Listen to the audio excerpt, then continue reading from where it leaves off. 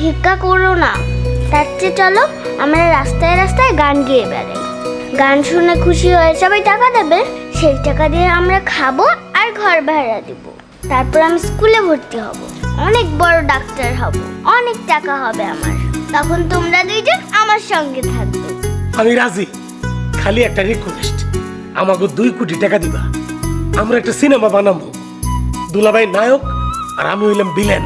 আমি বড় ডাক্তার হতে তো সময় লাগবে অনেক বছর, তখন তো তোমরা অনেক বুড়ো।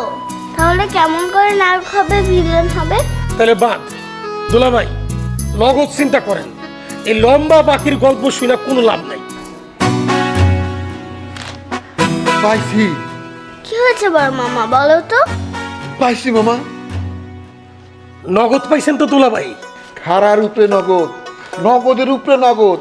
কি নগদ পাইলেন আজকে পত্রিকায়?